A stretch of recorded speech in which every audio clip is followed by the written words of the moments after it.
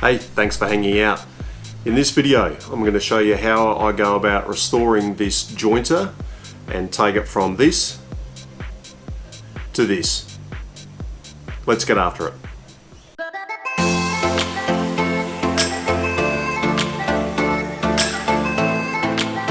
Start by cutting down an offcut of plywood to make a base for the jointer. It's 75mm or 3 inches larger than the footprint all the way around. I've mounted T-nuts in the base to bolt the jointer to, and it's on casters to make it easy to move around. 2 of the casters are lockable.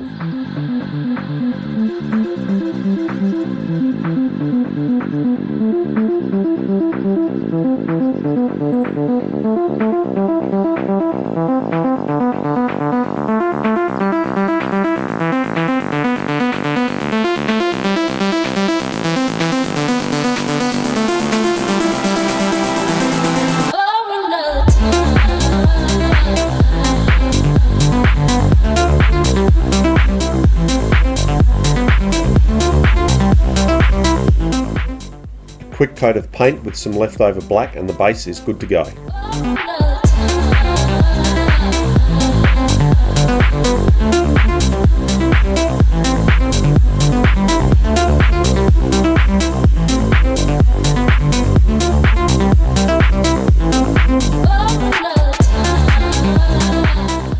Time to start disassembly of the machine itself. I'll start with the feet and then I'll spend some time straightening out all the corners of the base.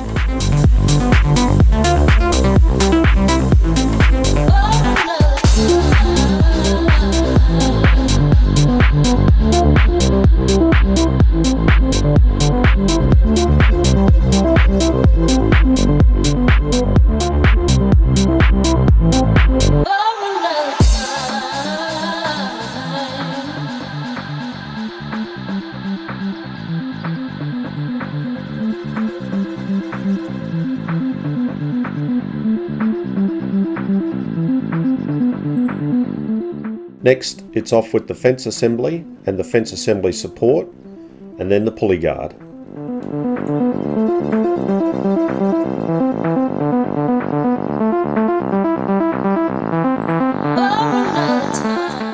I've locked the table to remove the bolts holding the adjustment block in place to get it out of the way to let the table drop out of the machine. Later I realised that the tables are supposed to come out the top and I should have removed the cutter head block first. A good learning that makes assembly go much smoother.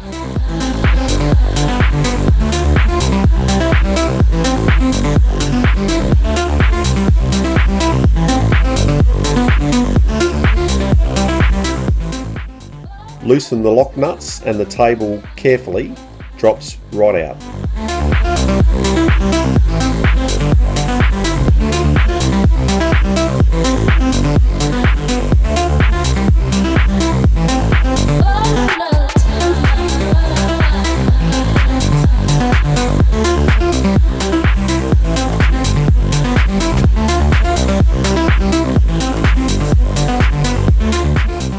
With all the machine bits off the base, I'll take the motor out and remove it from its bracket.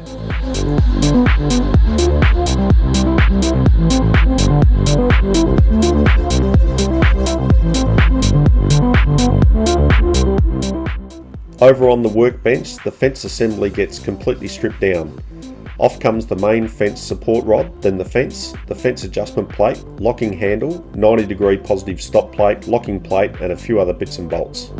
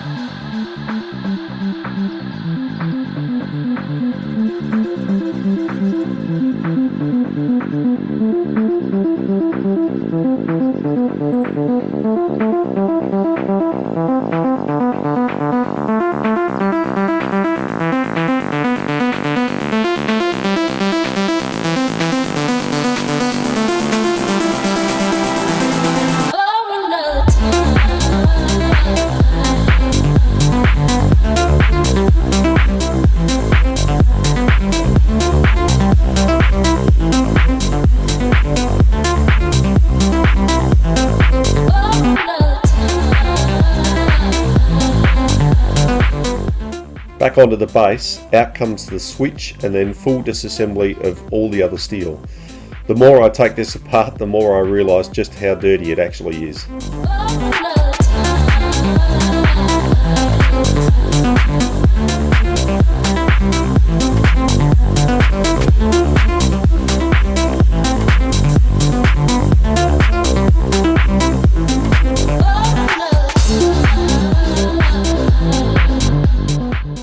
I started cleaning and wow, all the base metal got a good scrub to get any surface dirt, grime and sticky stuff off it, and it was here I could see that what I thought was stains was actually quite a bit of surface rust. It wasn't deep rust at all, just a lot of it. This machine had obviously been sitting for some time.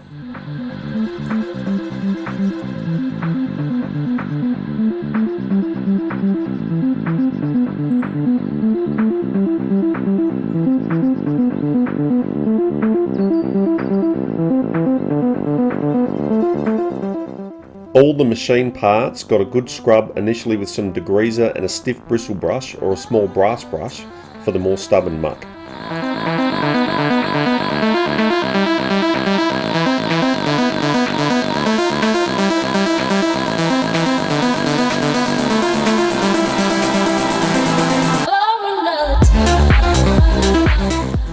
A quick rinse off with water and it's all dried off with compressed air.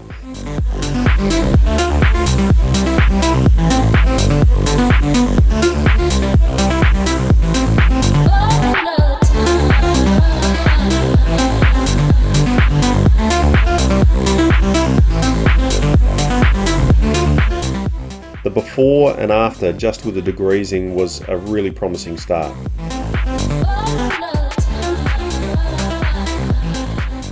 I started degreasing the fence, tables and base, but there was some surface rust that needed something more than cloth. So I broke out the brass wire wheel and went over all the surfaces with that to start with. Luckily all the ways cleaned up really well with just the wheel, and other than a clean, I left them well alone.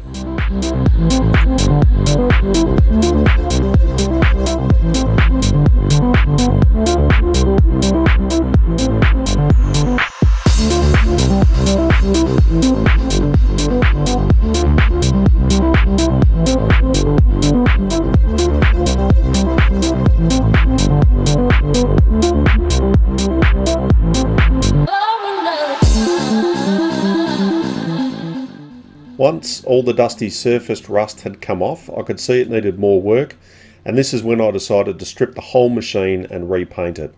I got the hard wire wheel on the angle grinder and stripped all the painted surfaces that had any signs of rust.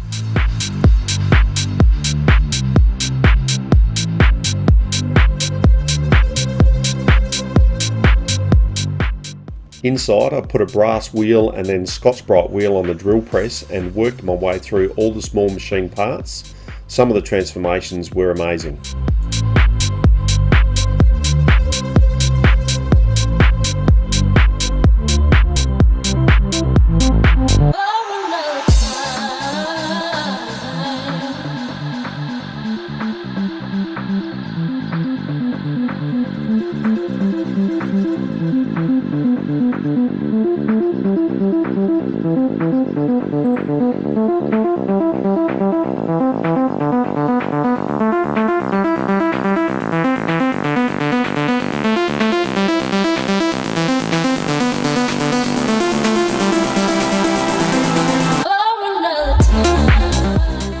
All the parts get completely cleaned off, and then any metal to metal parts or parts I didn't want to coat with WD-40 get a coat of wax.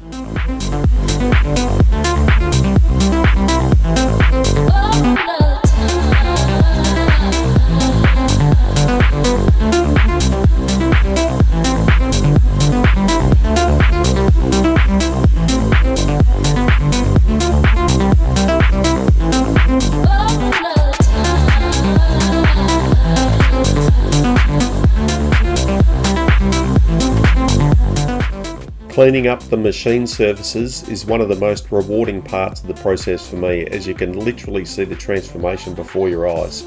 It's very satisfying.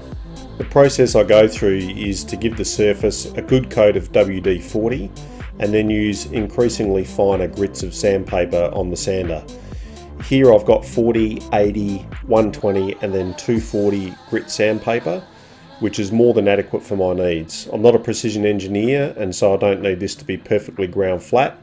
This surface will be more than adequate for what I want.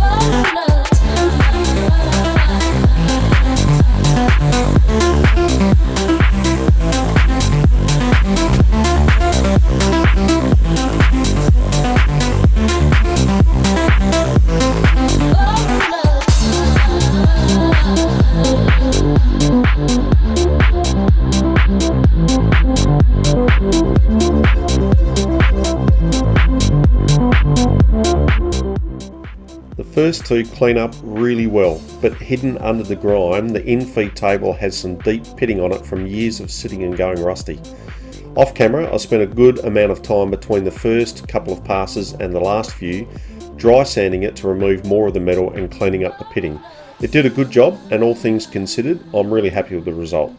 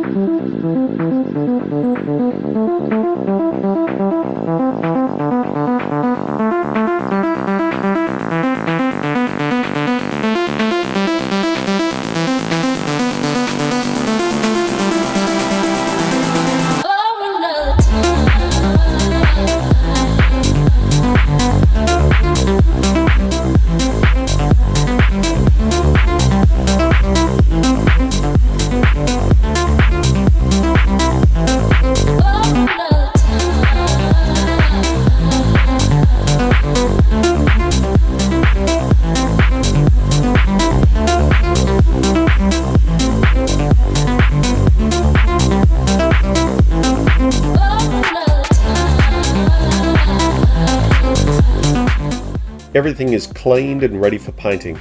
Anything that needs to be painted is given a final degreasing and a go over with wax and grease remover.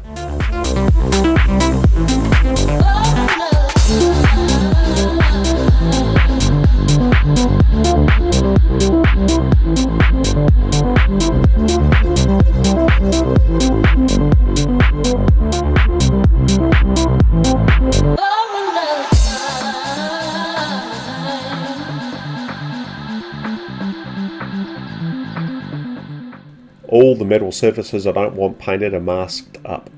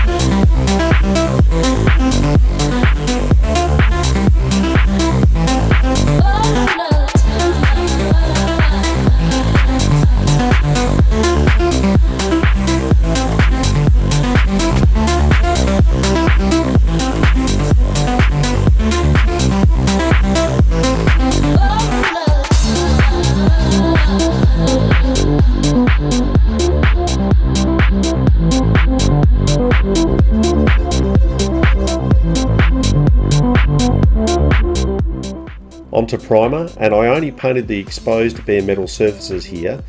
This was the biggest job I've done at once and reinforced why I need to get and practice with a spray gun for jobs this big and bigger. Even though I used rattle cans, I was really happy with the result.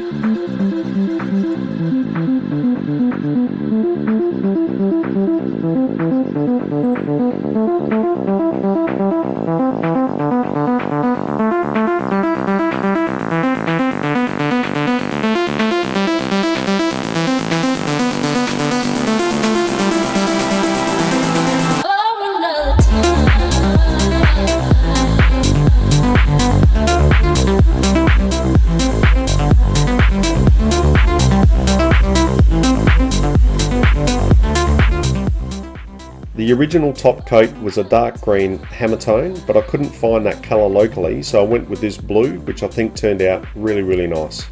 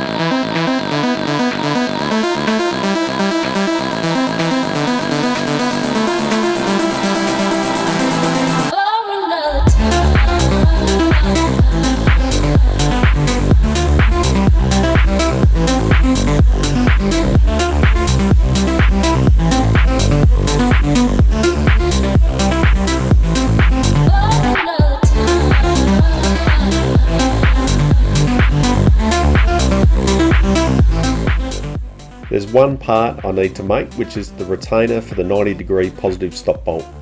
I cut out the shape and smooth it off on the sander, then drill the holes and tap the hole for the bolt. It's not perfect, but it will do the job well.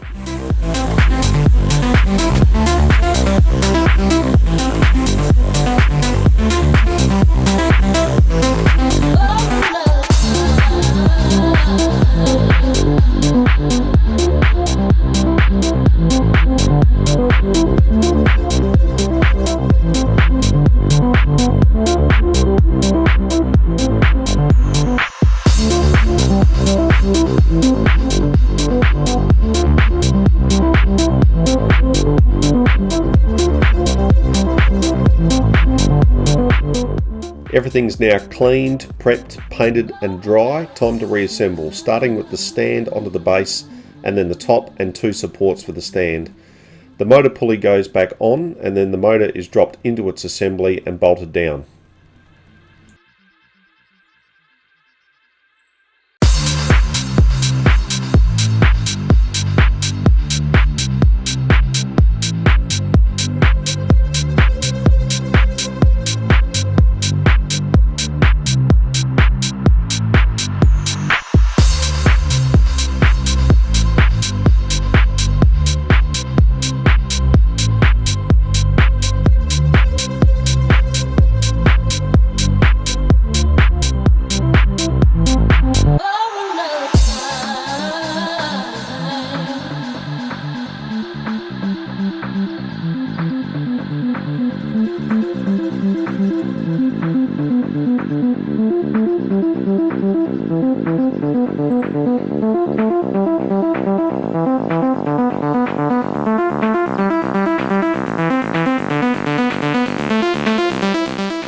switch gets wired up and fixed back in place. Then the cord is held in place with the grommet.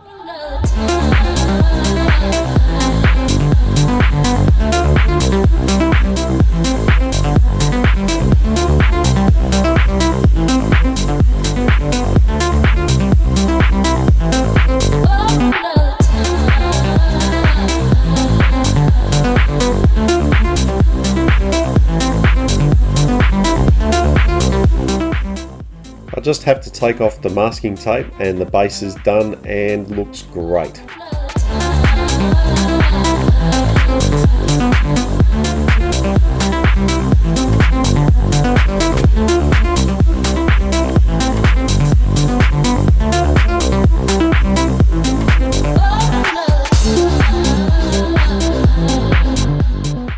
The machine base sits on top and gets fastened down before removing the masking tape and installing the table adjustment handle assemblies ready to drop in the tables.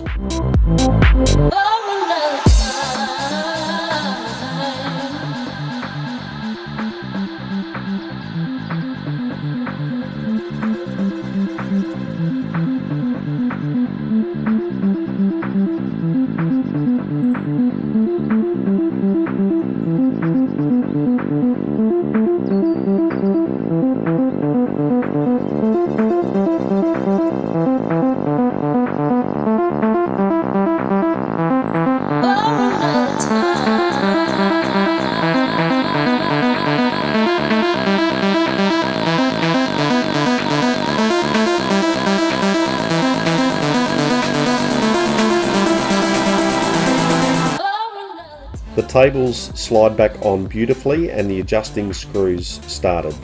Each side has a plate that slides in for the set screws to cinch down on and lock the table.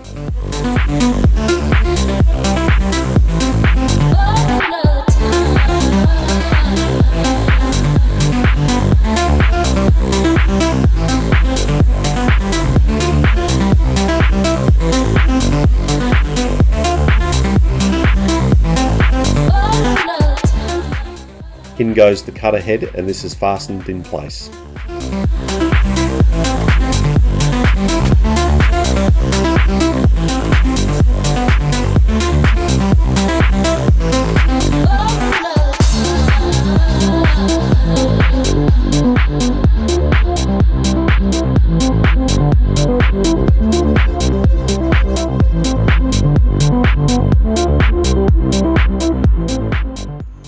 The rest of the fence assembly has been installed and was just the reverse of the teardown.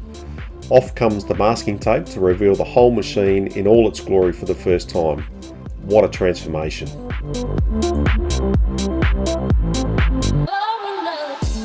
The tape residue is removed with some WD-40 and then the surface is wiped down with wax and grease remover before a couple of coats of wax. This wax is very similar to Johnson's paste wax and does a great job. After a couple of minutes, I'll buff off the residue.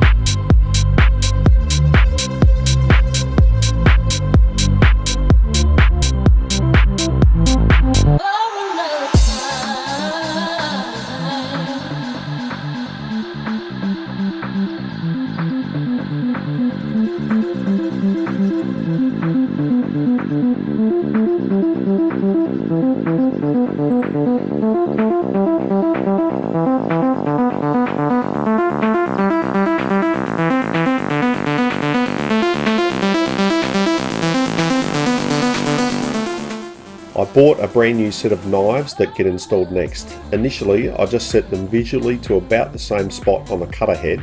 Final adjustment happens shortly.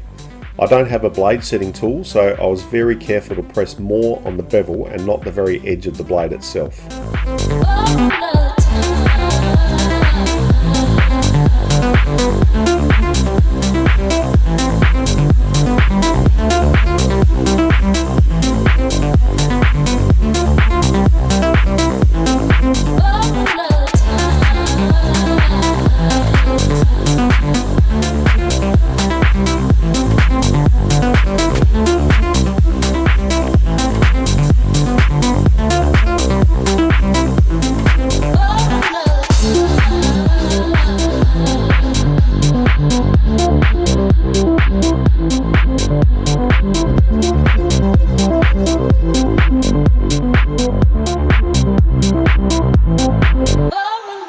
get the blades adjusted perfectly, make 2 marks on your outfeed table about 5 to 6 millimeters or 1/4 inch apart. Set a light piece of timber on the table with a line sitting on the left mark closest to the cutter head. Gently roll the cutter head back. The blade will lift the timber and slide it back so that the line sits on the right mark on the table. You can see here that both sides are uneven and the far side needs adjusting. Loosen the set screws and adjust the knife, checking as you go. Set about adjusting all the knives in this way until they are all the same. Once this is dialed in, tighten down all the set screws.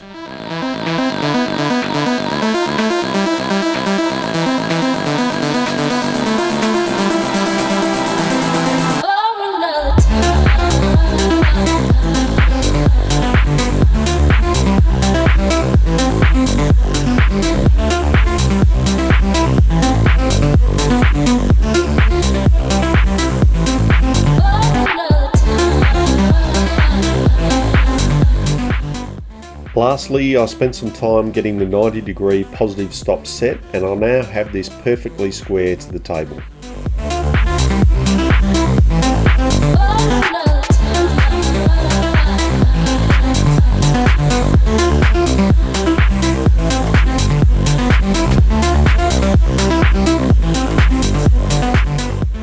Now that it's all back together, and before we do a few test cuts, here's a reminder of where we started and how dirty and in bad shape this jointer was.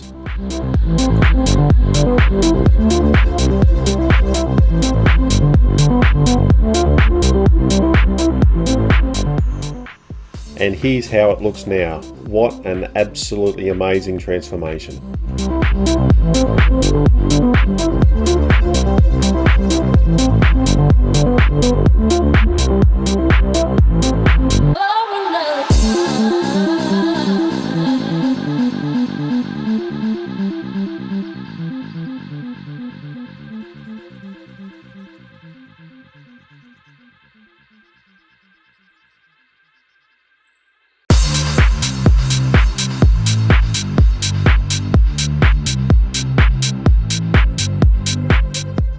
Okay, finally time to test it out.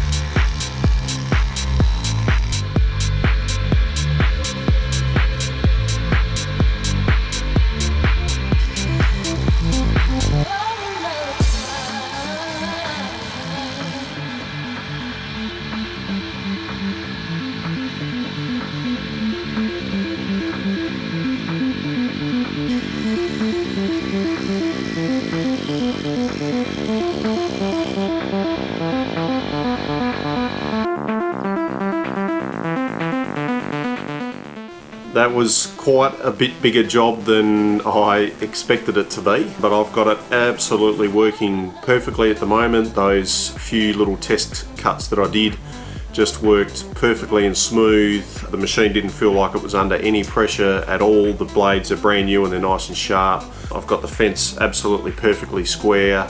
I've got the knives trimmed to work beautifully, and I've got this table set and locked now, so I can just leave that as is.